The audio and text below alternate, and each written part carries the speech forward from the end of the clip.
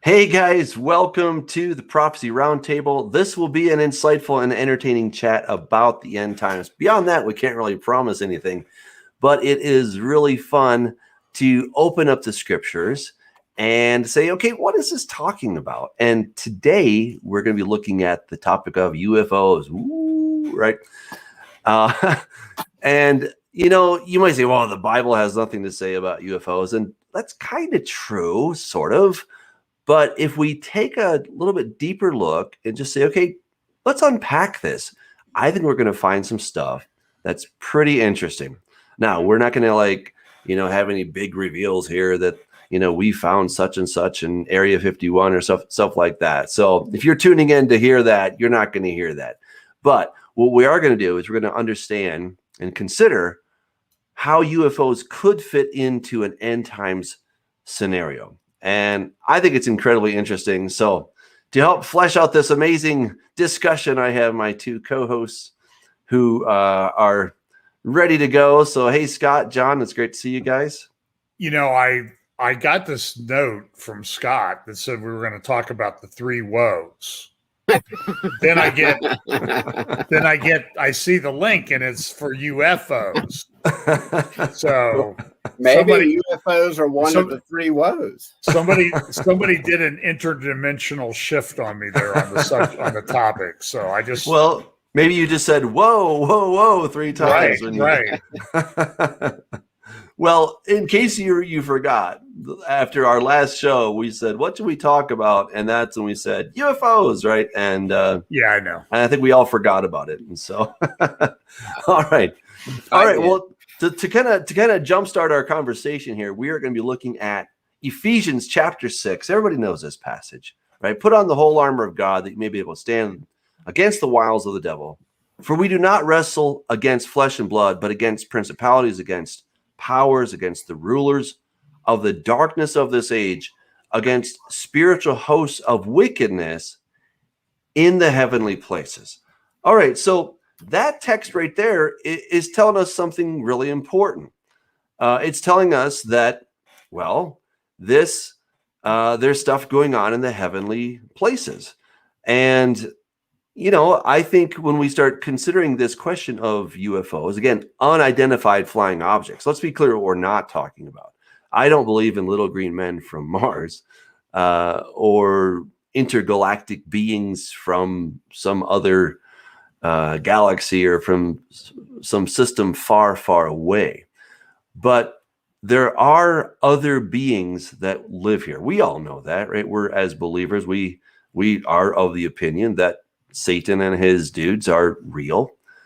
The question is, how might they introduce themselves into this age? Hey, John, are you there? Yeah, I am. But okay. For some reason, my video is not working well. So. Okay, and this could be a sign of UFOs. I'm just saying. Yeah. He's melting. He's melted, all right. Hey, and I want to say to everybody in the chat, if you guys have questions on this topic, feel free to put those in there. We'd love to take those. This would really be a lot of fun. So, John, we hope that we can see you again one day. But any opening remarks on this topic besides whoa? No, I'll let you. I already did. I kind of blew everything I had to say. So, okay. All right, cool. Well, hey, I'd like to go over to Revelation chapter 13, excuse me. So Revelation 13, right? This kind of blew me away. It says, I stood on the sand of the sea and I saw a beast rising up out of the sea having 7 heads and 10 horns. All right, so he's on, I used to always skip this first part, standing on this sand of the sea, rising up out of the sea. I was like, okay, that's weird, but whatever. And I always jump to the next part. But when the Pentagon just released, they officially released, maybe I should say that. They officially released their review of what's been going on, and these Navy pilots that have captured these various things, these tic-tac looking UFO type things, or UAPs is what they are now called. Unidentified aerial phenomena is what they're calling them. But we'll just call them UFOs just to keep it simple. And you see these strange looking things that look like kind of like a tic tac that are coming and going. They're going at incredible speeds, and they can go up to 60,000 feet, whatever it may be, and then they go straight down and they go into the ocean without splashing. And I came across an article recently that said that maybe the so-called aliens have been here all along, but they've been living underneath the sea, underneath the ocean. And I went, wait a second. That's what John says in Revelation 13. He sees this beast rising up out of the sea. And, again, I can't prove that that's the interpretation, but when I heard them talk about that, and then I paired it with Revelation 13, my mind just exploded because I thought there's something going on here. And now a lot of people are entertaining the idea that maybe they're not coming from far, far away, but they're coming from right here. And that this is that these beings are some kind of interdimensional beings. Dr. David Jacobs and John Mack. So David Jacobs is he used to work at Temple University. John Mack, who's passed away, was on staff at Harvard. And they both came to this general conclusion that these aliens, so-called, are some kind of interdimensional being, that they are semi-materialized, and they are looking for a way to become fully materialized. I mean, there's a lot of stuff that's going on. Now, for those of us who believe in the Bible, we're like, well, these are not aliens. These are not from far, far away. They are interdimensional, but they are simply demons. And yes, they are semi-material, and yes, they're looking for a way to come and be part of this planet, part of this dimension. So I think there's a whole bunch of things to consider, and then we'll get to some of the questions in the chat. But gentlemen, jump in. Well, I want to point out that I did update my background. And I'm getting a live feed from my ring security camera here. Well, so what's that outside your window, John? I don't know. I maybe that's why I went kind of fuzzy there for a moment, because that must have been it. Interdimensional interference. So, it's interesting as I've kind of watched this phenomenon in Bible prophecy over the last, I don't know how many years we've been, you or I have been following this, Doug and Scott, but it seems that Genesis 6 has become sort of its own cottage industry, I guess, is how I would say it.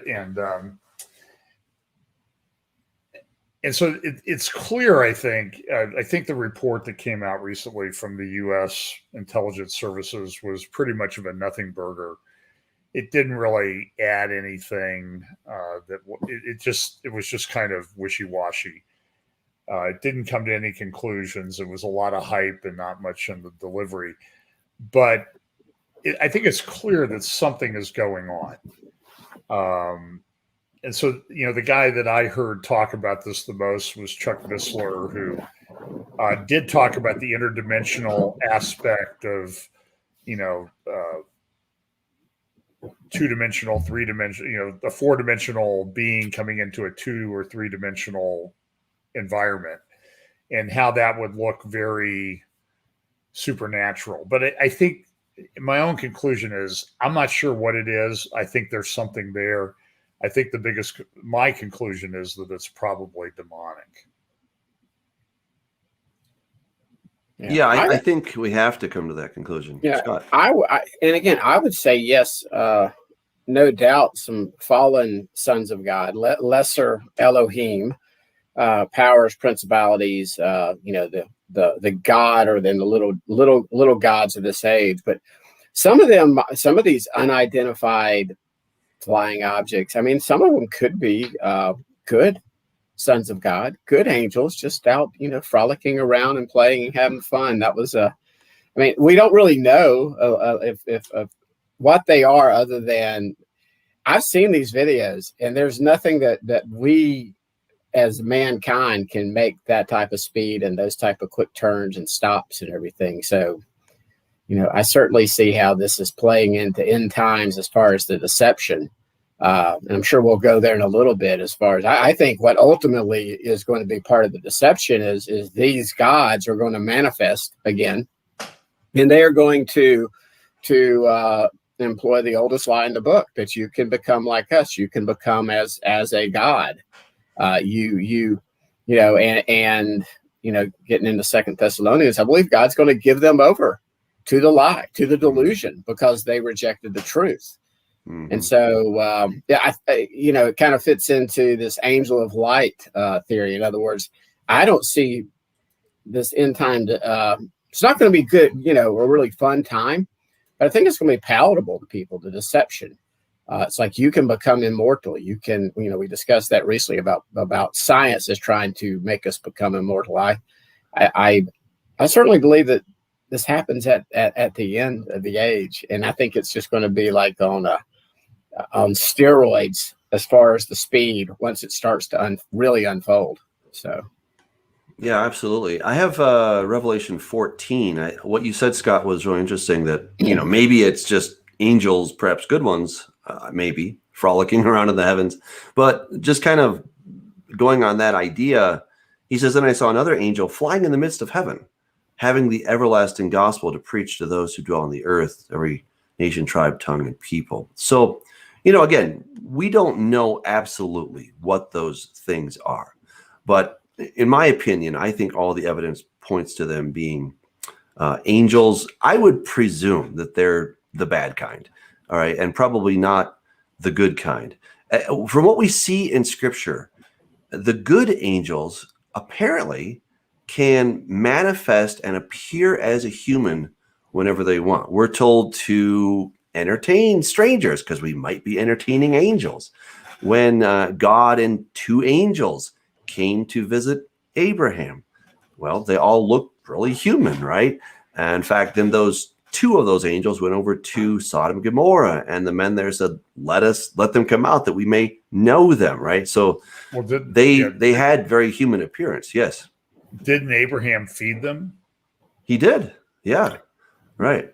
With milk and meat in the same meal too. Well, he wasn't kosher. He wasn't kosher yet. Well, it wasn't rabbinic kosher yet.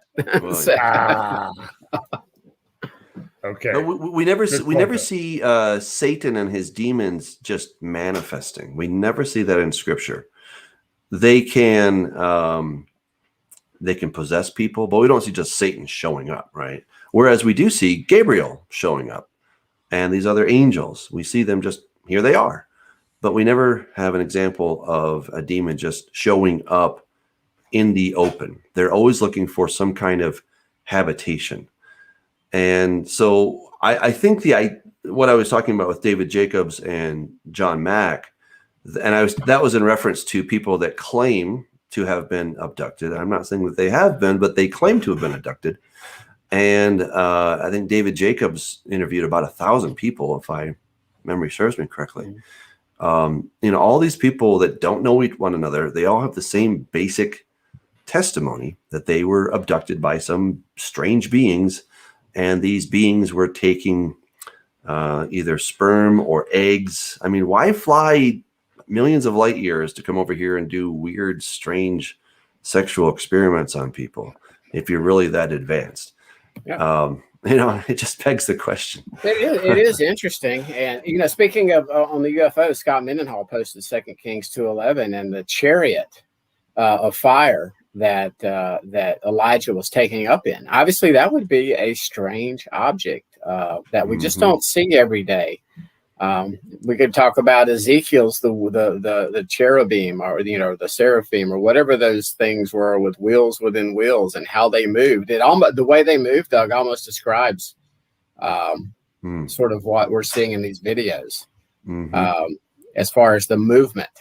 So, it's I agree with you though. It's going to be I think it's going. I think that I personally believe that's what Jesus is talking about in Matthew 24. That men's hearts will fail them, because I think it's going to. I think Genesis 6 is going to re-manifest itself again on earth, and it's just. And if you don't have a solid biblical foundation, on truth, then you're going to be easily deceived. Yeah. Well, and that's why the whole discussion of Genesis 6 really comes into play here, because the sons of God saw the daughters of man, that they were tovot, that they were good for something. And then they took them and they begot this race of Nephilim. And, back then they maybe were called gods, but that word is so out of fashion. We call them aliens. But what's crazy is there's a new Marvel movie coming out. It's The Eternals. And you guys can go and watch the preview if you want. But in there, these Eternals, we see that they're coming to Earth, and you hear somebody talking, say, we usually don't get involved in human affairs, but when there's a need, right? This idea is that we don't get involved unless there's a great need. And then in the preview, they have the names Marduk, Gilgamesh, Thena, right? They're all the ancient gods, and you even see them in ancient Babylon, and there they are, the gods, and people are worshiping them. Of course, we know that they're aliens or they're advanced beings or whatever they may be, but they're just calling them gods, and they're taking credit for being those gods. And I'll tell you, when I saw that, I was like, wait a second, I'm writing a book on this. I can't keep up with the outpouring of this script. Like, it's already out there, and I'm trying to write it myself, but it's happening. And so my scenario is that, there's going to be something, there's kind of that first domino that gets knocked over. I would guess that Satan is going to try to preempt God. If he can basically give a false flag and say, okay, there's some bad aliens that are coming, so we need to get the world ready. And I would not be surprised if we would have some of those tic-tac looking UFO things show up in key places around the world, and there's kind of this disclosure moment where nobody can deny it any longer, and the majority of people have seen it. And speaking of majorities, in both the UK and the United States, a majority of people believe that UFOs are real. They believe that they are beings from other galaxies or from somewhere else, and that it's just a matter of time before we have an alien invasion. All right, so that's like 65% of the population believes that. So perception is reality, right? So this is where the world is already primed for some kind of invasion, whether it's, a good invasion or a bad invasion. But here's what I would suggest. It's the good cop, bad cop scenario. So Satan and his dudes, they come as the good cops. They come as the good aliens. They're the ones that have been watching over us, kind of keeping arm's length, try not to interfere with our evolution. But, if we should really ever need them, they're there to help in times of incredible crisis. And we even see little hints and glimmers of this, where UFOs have appeared, according to the reports of military personnel, they have appeared over nuclear silos and have somehow disabled those nuclear missiles. So they go from a state of all systems go to, not ready. And they're over these nuclear silos, and they disable them, again, for just a short period, almost giving you the impression, hey, humanity, please don't go and have nuclear war. I actually don't think it's in Satan's best interest for us to nuke ourselves, because, then he can't really rule us if we're all dead. So he just wants us to be in bondage to him, but not all completely dead. So, that's part of this scenario. All right, so that's kind of the setup. And so then the world's like, oh, great, you guys are here to help. And then shortly thereafter, I would say probably days or maybe weeks, but very shortly thereafter, we have the two witnesses show up. And in Revelation 11, the two witnesses, I mean, these guys have incredible powers. I'm absolutely convinced that it is Moses and Elijah. This is what the ancient Jews were fully expecting it was to be Moses and Elijah, and they are coming with power. That's what God says, is that he's going to give his power to his two witnesses, and they will strike the earth as often as they desire.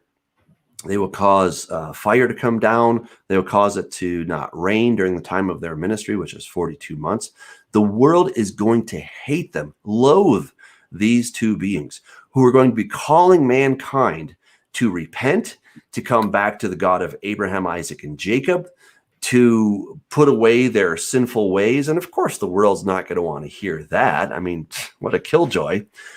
But then you got these the good, quote unquote, good aliens who are here to help us to evolve and to be all that we want to be.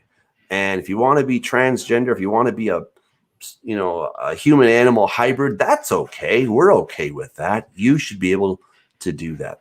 And so then this war sets out, eventually with the beast able to overcome them, because he then is able to obtain the power and to become a hybrid himself with these beings, namely Satan.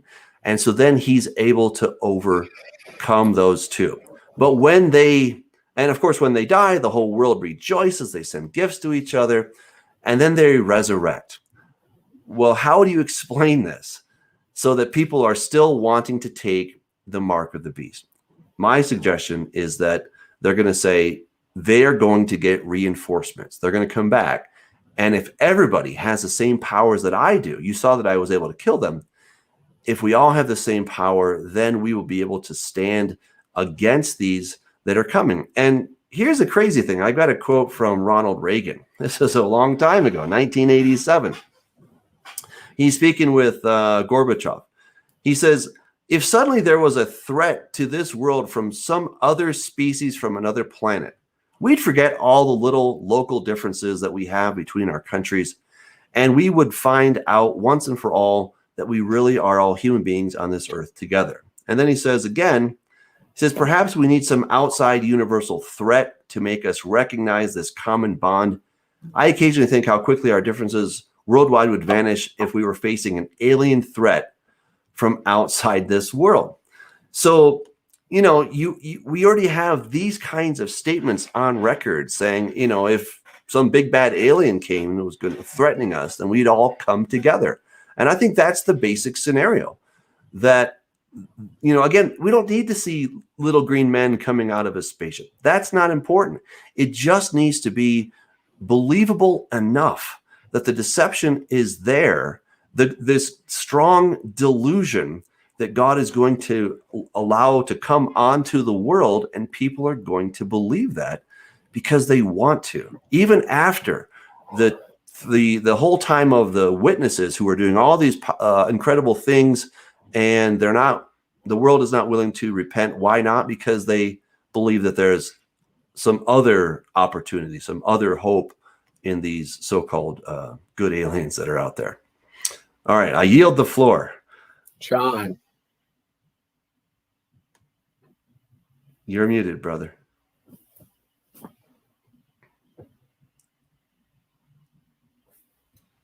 I'm just listening and learning. Look, one thought I've had about this one, just to go back to deception for a minute. I don't know how all this is going to play out, to be honest with you. And I've often thought that recently that the deception is so bad in the world right now that why does Satan even need to fool around with fake spacecraft to fool people? Because it seems like the deception is running pretty rampant anyway. But having said that, I do think that there is something going on here that needs to be examined. Well, I think I've got some friends. One of my friends, Scott, his name's Scott too, and I actually just talked to my former roommate from like 25 years ago, and we were chatting, and he mentioned that him and his wife love to watch Ancient Aliens, the show about all the ancient technologies and the buildings and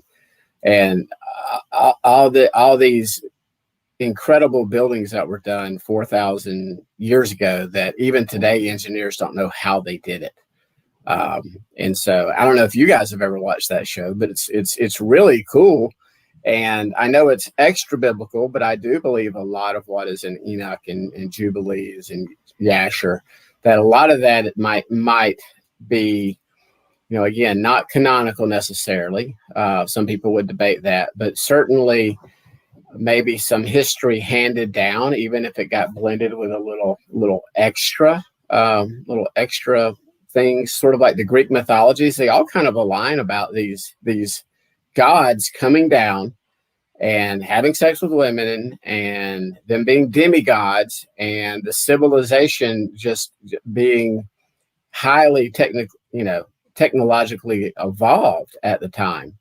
So, I find that fascinating just to kind of watch that. And they're going through their little ancient aliens and they just can't figure out how it was done. The Bible pretty much says this is what happened. And it's real spooky to a lot of Christians, but I just believe my Bible. I believe, Genesis 6, he didn't give us a lot of detail in Genesis, but, Jude and 2 Peter seal the deal for me as far as Genesis 6 was literally saying what it was saying, as opposed to it being, the sons of Seth or anything. I mean, it's talking about the angels, the sons of God, leaving their estate and strange flesh involved. So I have no doubt that it happened before. And if anybody, I know you guys know this now, but I think prophecy is a pattern, and as it was in the beginning, so it will be in the end. And that's exactly what we see in Revelation. We just see supernatural biblical miracles going on both sides of the aisle, I guess. We've got God performing supernatural judgments and wrath and protections, and we've got this supernatural stuff rising up out of the abyss, and these hornet-looking things. And Doug, you would know this. I was reading through Deuteronomy last night when it's talking about how God sent the hornets in. And that word is only used 3 times. And I'm just wondering, have you ever studied that? Is that like maybe a supernatural type of, obviously not demonic agent, but a supernatural type of being that God uses his military forces? You know what I'm talking about, don't you? When it talks about the hornets in Deuteronomy. Yeah, I haven't done an extensive study on that. So I don't know. I mean, and that's kind of in the same fashion as Joel Blackford's question. What if the Revelation 9 beings are hybrids from the abyss? What if the scorpion-like creatures will be 9 feet tall? What if their king will be 12 feet tall? Well, great questions. Yeah. I've shared the creature that I discovered on the Kuduru stone, which is an exact match for what we find in the book of Revelation. Again, it just kind of blew my mind when, it all started coming together and I was able to, take a hard look at that. It was, I don't know, just pretty crazy stuff, of what is going on. And so, I wish I could answer Joel's question. Absolutely. I can't, but I think what we can understand is that there are beings, and it does talk about the beast that was, is not, and will ascend out of the bottomless pit. I mean, that's a really big deal. And I'm just pulling up the picture here so everybody can see what that actually looks like, that beast, in case you guys didn't see it the first time I shared it. I'll be glad to share it again. So here it is. This is it's called a Kuduru stone. And I think I have, no, I don't. Here's the whole stone if you guys want to take a look at that. So this is another one of those British Museum things. Yeah, it's exactly. It's in the British Museum. And this creature, let me try to get a little bit better or closer view for you all. So yeah, here again, you can see it. It's basically a centaur. This became Sagittarius, and it became much more PC or PG. Let's put it that way. As time went on, so that in the Greek myth, it doesn't quite look as nasty. But in this one, this is from around 1200 BC. You can see here, it's got a man's head. He's got a lion's head as well. He's got a bow, right? Of course, an arrow. He has eagle's wings, kind of a horse type body. He has a scorpion's tail. He's got a serpent head phallus, right? This is what is described in Revelation chapter 9. And, I mean, this is what Satan has been trying to get out. And that God, the God there on that stone is the god Nergal. He's the god of death. Just another name for Nimrod. So I won't go into all that. But that is what they were trying to get out of the abyss. And according to Dead Sea Scroll information, there was this expectation that the gates of Hades were going to fly open at any moment, and these creatures would come bursting out with arrows flying. Like, that was the expectation in the first century. And I actually think Jesus went to the gates of Hades and he put the kibosh on. He said, no way, not on my watch. You're not coming out now. But one day, of course, we are told that they will come out. Very clearly, they're going to come out in Revelation chapter 9. Really, really scary time. But those aren't helicopters. Yeah, no, Drones. I'm afraid not. Okay, that's the 21st century unsupernatural way of looking at Revelation 9. Now they were Apache attack helicopters back when I was a kid in several of the books that I read. Yeah, I specifically remember reading that this is helicopters, and John could only envision hell. I'm like, since when do helicopters come up from the abyss?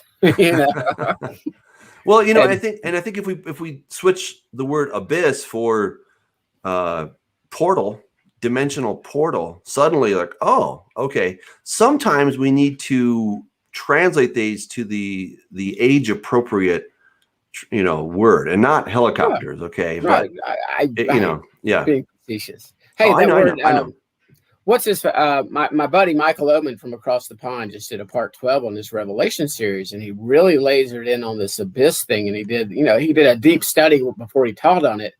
But he was obviously his main passage sort of was the Revelation passage. But he went to the legion of demons that asked and begged Yeshua to send them into the pigs, into the swine, as opposed to the abyss. They were.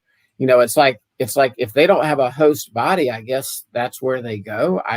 Like as a holding place. But anyway, so obviously Jesus granted them their wish and sent them into the swine, which then I don't think it's I don't think it's coincidence that 2,000 of them then ran off into the water. There's a lot more there that we could probably do a 3-hour teaching lesson just on that one historical account of the demoniac and where Legion went and where they ended up instead of the abyss. But it's the same Greek word that was used as to where they did not want to go.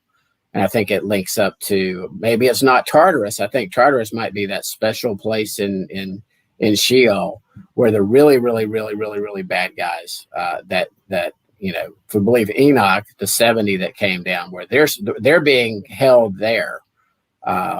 So it's cool stuff. I'll put it that way. It's fun to. John talked about being a little cottage industry, but there's some guys. Gary, what's his name, Doug? He's done a lot of research on this. Yeah, Michael Heiser's done a lot of real scholarly research on this, just like you. How much have you run across this in your research? And I know that hasn't been your focus point, but have you run across like these flying gods? Like you see them like in the Aztecs and in the Indies and the Mayans, very similar looking gods or, chimera looking things that they're almost identical to what's in Egypt or what's in China, these flying dragons. I think that's a relatively universal symbol, and of course you have to understand that it morphs a little bit from here to there over time and in different places, but it's the same basic idea, right? And it always goes back to death. It has something to do with death. It's the god of death. and not the God of life. God is telling us, I set before you life and death, choose life. But death can look rather appealing in certain circumstances, especially when we don't want to follow God's commandments. We want to go the other direction. So then death starts to look okay when it's packaged properly. So, I think really the bottom line here is that I'm firmly of the belief that it's going to be this whole UFO deception. I don't believe in UFOs as a real thing, like the thing that's in the back of John's window there. We have another globe hater in the crowd. Yeah, I've seen that. But I do believe that we have that there are things in the sky. That's what I think was really pivotal about this Pentagon report. It's not that they told us anything new, like you said, John. It's a nothing burger. Totally agreed. But they have officially confirmed what we have already, been up to, what we've already understood. And I think that's the difference, is that it gives it certain weight. It gives it authority to that evidence. It's not just conspiracy nonsense, but it's now an official statement from the Pentagon on these things. And so I think that's really a big deal. And I think that then allows the public perception to then blossom as well. So now they can say, oh yeah, it's just a matter of time before there is an actual alien invasion, right? So when you have, whatever that magical number is, I suppose Satan knows, and obviously God knows, but wherever that threshold has to be so that enough people are already expecting this, that's how I would suggest that he's going to explain different things, how the two witnesses will be brushed off as they're not coming from the most high God of heaven and earth, the creator of all things, who's telling you to repent. No, these are two, very malevolent beings who are coming from, that ancient alien, the Ancient of Days, as he's often called. When you start to parallel this between the Marvel series, it's that's really what I was about to say. Yeah, because there's one called programming Endgame. Yeah, it's the bad guy in that movie would be what they're trying to portray as the creator of the universe, who now wants to destroy the universe. And it's a twist, because my heathen great friends, they still look at the end of this age, like when Yeshua returns, as God is destroying the universe. No, he's saving the planet, just like he saved the planet the first time when he sent the flood to preserve humanity. He is again returning to save humans, to save this earth. Now, is he going to unleash judgment to try to get people to repent? Yes, that is the point of the tribulation. That is the point of him allowing all this to happen, so you can pick and choose whom this day you must serve. It's going to be supernatural, biblical, and I don't think it's going to be a bright light dividing line. And that's why I think God says he's just going to give them over. Okay, you chose this. Go ahead. You have now almost that unpardonable sin of blasphemy of the Holy Spirit. You've been shown all the evidence that I can give you, that I'm real and I love you and I want you to repent. And yet you've hardened your heart. Okay, I'm going to pull a Pharaoh on you. I'm giving you over to what you want. And just like the Pharisees, they saw all these messianic miracles that Yeshua was performing over and over and over again. And they hardened their hearts and they refused to see what was in front of them. I think that's why he said, there's so much evidence. They actually knew the truth, but rejected the truth, although they knew better. Yeah, and this is what you're talking about here, is in 2 Thessalonians chapter 2. The coming of the lawless one is according to the working of Satan, with all power, signs, and lying wonders, and with all unrighteous deception among those who perish, because they did not receive the love of the truth, that they might be saved. And for this reason, God will send them strong delusion, that they should believe the lie, that they all may be condemned who did not believe the truth, but had pleasure in unrighteousness. And, again, we don't know ultimately what this great deception is, but it's going to be a biggie. I mean, this is really going to be something that the world is going to eat up. They're going to believe it. I kind of think of the beginning of World War II. When the Germans invaded Poland, what did they do? They had a false flag. They made it look like it was the Poles who attacked them. And so therefore they had pretext to then go in to Poland and defend themselves, defend Nazi Germany, because these Poles have attacked us.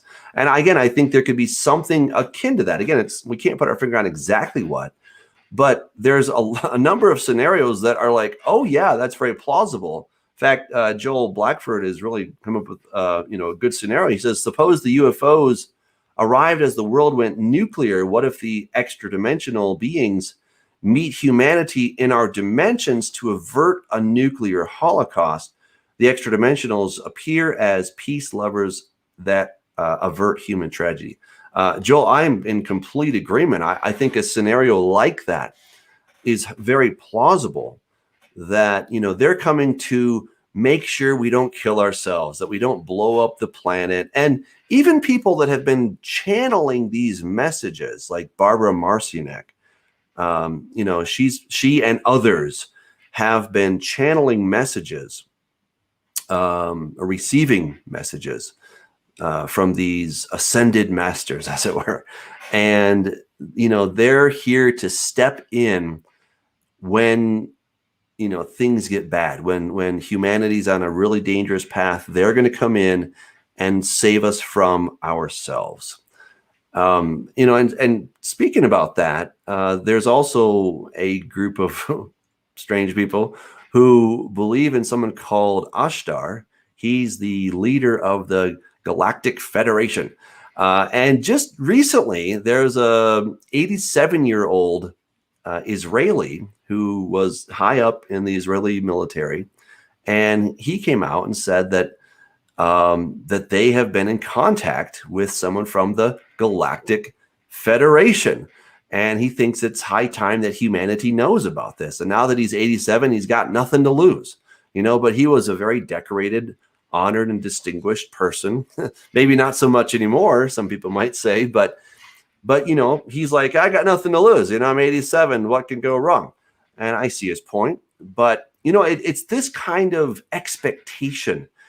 And, much of the world has already given up on the idea that we were created, that there's a God who made all this. And if there is, he has long since left town, that we have evolved from the goo to the zoo to you. That's the basic scenario. And so now we owe it to ourselves to evolve to the next level. And if these heavenly, chaperones come at the right moment to help us out and to kind of say, oh, careful, you're about to trip, okay, why not? If they've been overseeing us and watching over us, well, that's great, and they're here to help us really get to that next level. These are the scenarios that are being played out. You're muted. Actually, a lot of the scientists now that realize that abiogenesis is completely and totally impossible, even with the amount of time that they try to say that the universe has been in existence, that they are now proposing this theory and kicking the can down the roads, this panspermia theory, that aliens are the ones that designed life, found this planet that was hospitable to life, and then seeded it, and they've sort of been behind the scenes, watching the show. And it fits exactly into what you're just saying. Of course, all they're doing is kicking the ultimate cause down the road, because they cannot explain how life actually did arise from goo, from inorganic chemicals. They know it's impossible. And so it fits into the panspermia theory that's been around for 50 or 60 years as they started to understand how complex life was. Darwin should know better by reading his Bible, but the concept of what the cell was and what we know about the cell right now and all the irreducible complexity in the cell and how you can't get this unless you have this, but you need this to make this, and they all go together. And they had to be designed and created. Right. It was Francis Crick, the co-discoverer of the double helix, who was the first on record, at least, to start pushing the directed panspermia. I think he was the first on record, but nevertheless, he's the co-discoverer of DNA, of the double helix, and he's the one saying that it was directed panspermia. He's the one saying that, somehow that original DNA hitched a ride on the back of a comet or something, or maybe it was just actual aliens that sent it over here. And again, that takes us back to the Marvel movies, especially this new one, the Eternals, that they're the ones that kind of got everything started. I mean, if you look through these Marvel movies, I think they're quite entertaining, but I got my eyes wide open and I'm like, wait a second. In fact, I just watched the Loki series and they finally go and meet the timekeeper guy. And he's just a regular dude who just stumbled into this whole time thing. But, what they do is they always portray the guy behind the curtain as pretty evil, selfish, wanting to take away your free will. He just wants to control you and make you, have to go through this endless loop of just repeating things. And there's no free will, right? And that's the lie that Satan has been giving us, that the God of Abraham, Isaac, and Jacob is a killjoy. He doesn't want you to have any fun. He is a spoil sport. He's the guy who flooded the earth because he didn't like those people. He came in at the Tower of Babel because he didn't like them either. And he's always ruining things when humanity just gets to that next level. And he just doesn't want any competition or something like that. I mean, it's pretty crazy stuff. So I mean, that part's accurate. He does not want anybody taking his glory. I mean, so I will say that part of it is right. And just reading Deuteronomy, he's a jealous God. He's jealous he's got his ways and his commandments and his rules. And that's really one of the ways that he tells us that we show our love for him. It's almost like a respect, a fear thing. The beginning of wisdom is the fear of the Lord. Right. But he gives us freedom in all of that. To choose, yes. Right. Yes. He gives us absolute freedom to choose the right path or the wrong path. Right. And ultimately the wrong path is going to end in destruction. And so he will remedy that. But, he wants us to choose the right path. But, he's not a cosmic killjoy. He's actually a really good God. So, pretty awesome.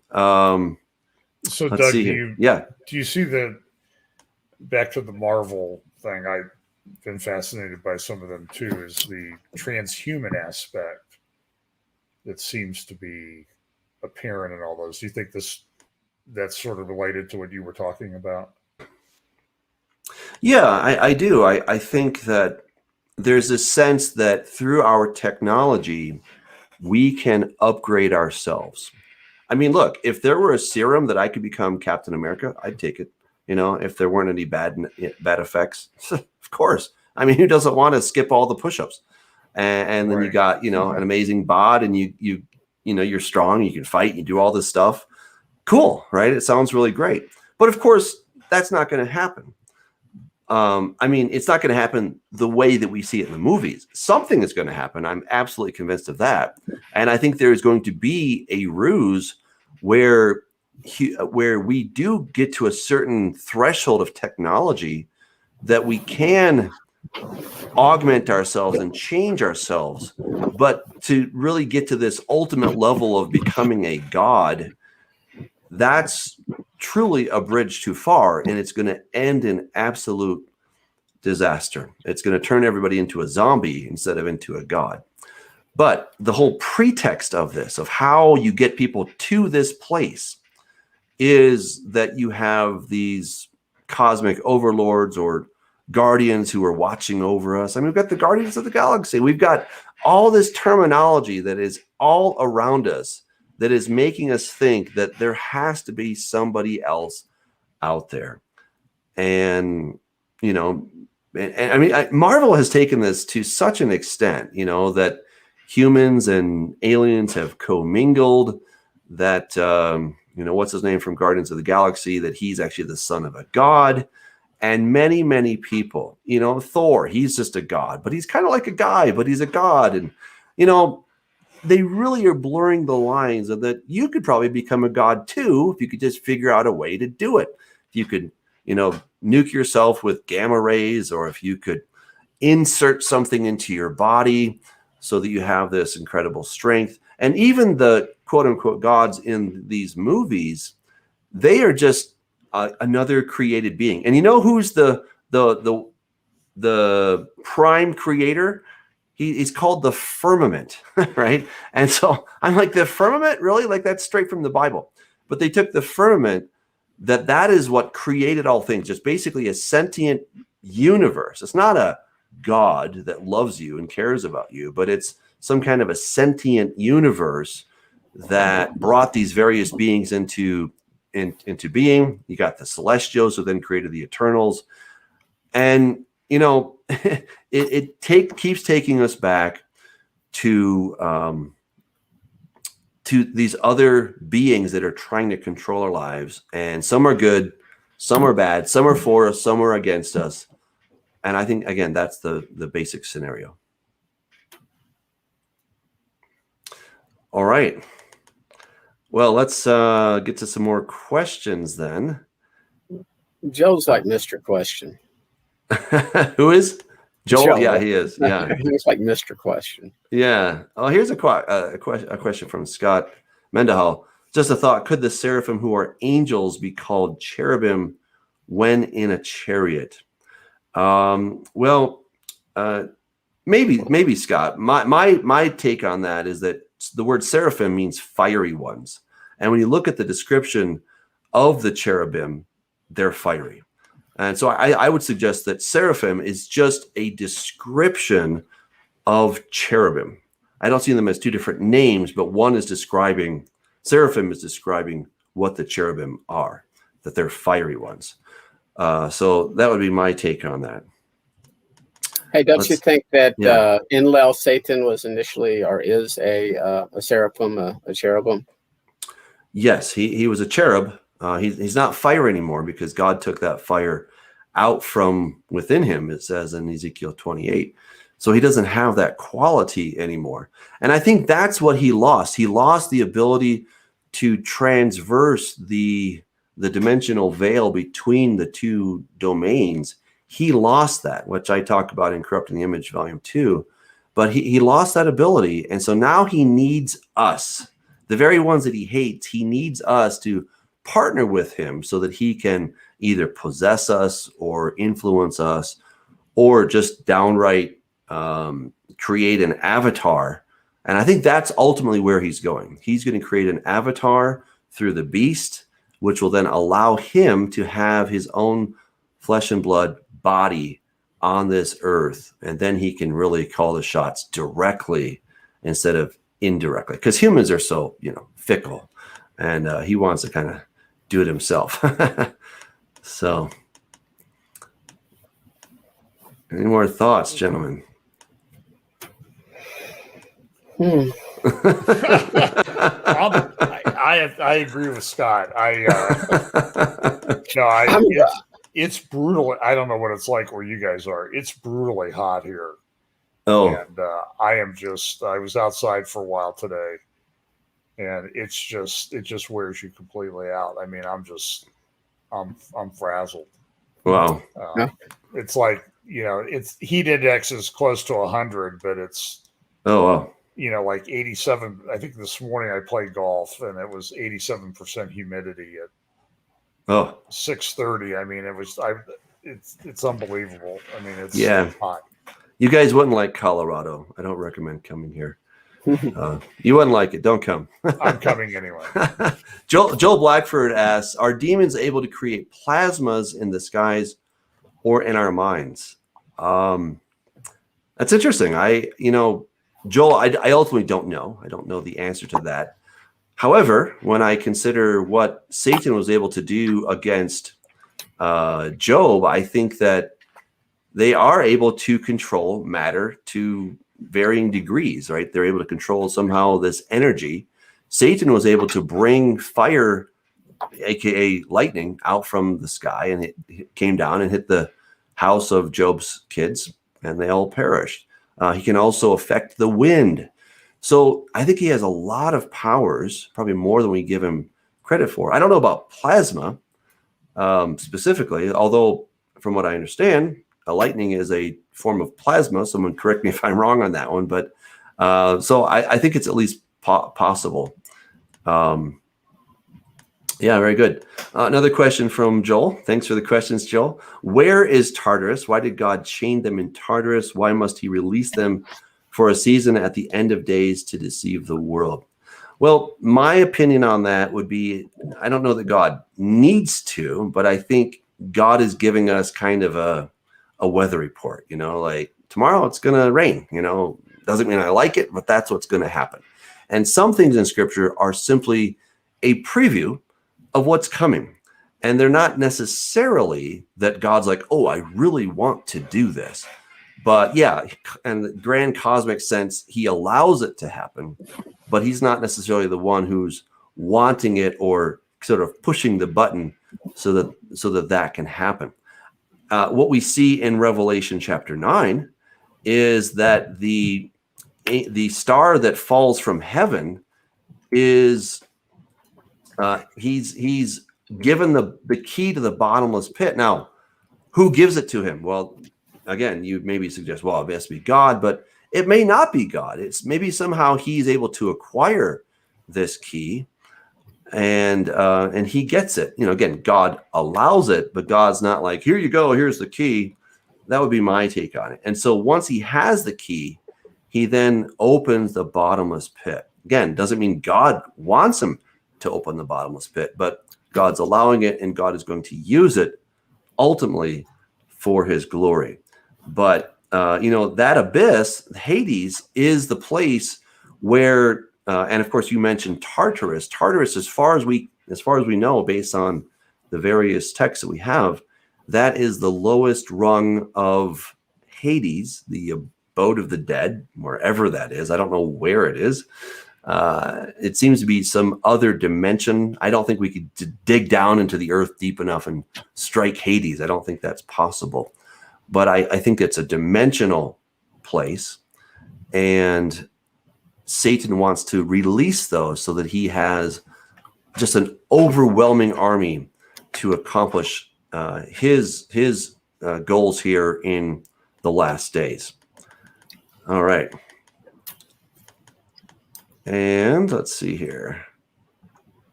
Joel asks, who is the king of the abyss? I would argue that the king of the abyss is Satan.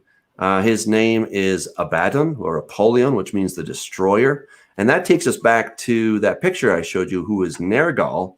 Nergal is the god of the dead. He is simply a syncretism of Nimrod, who is also a hybrid / syncretism of Enlil, who is Satan. I know it's a lot of names, but yeah, I did my best to make it easy. So, all right, very cool. Another question from Joel. Thanks, Joel. Extra dimensionals can't create life, correct? I would probably agree with that. Can extra dimensionals modify DNA and RNA? I would presume that they can. Why would they modify DNA? Will they break the covenant of Genesis 1:27? Can you be saved if your DNA is corrupted? Well, here's what all of us have corrupted DNA. Okay, when Adam and Eve sinned, our DNA became corrupted. All right, so that's really important to understand. But I think there's a certain level of corruption that maintains the image of God, and then there's a different level of corruption that fundamentally changes that image of God. And so, again, where that line is, I'm not qualified to say that, but there is some point at which you cross over to where the image of God is fundamentally corrupted. So, very good. Well, man, this was great, guys. I had fun. I know you guys are sweltering in the heat. So Yeah. I think we're going to call it a day. But I just want to thank everybody for tuning in once again. We're going to be gone for the next 2 weeks. I'll be gone. And so we're not going to have our show, but we will be back. Let's see, what date will that be? That is going to be the 5th, August 5th. We'll be back. So everyone take a break, go swimming. And Scott. I was going to say, maybe, I don't know if John will join me, but I plan on doing something on my brand new channel next week, then on Thursday we'll do something prophecy related. So if somebody wants to be a guest and you've got an interesting take, I'll chat with anybody. Doug knows that. So. Okay. We'll look into that. Sounds good. We'll have a good time, Doug. Hey, thanks so much. So everybody out there, God bless you. Take care.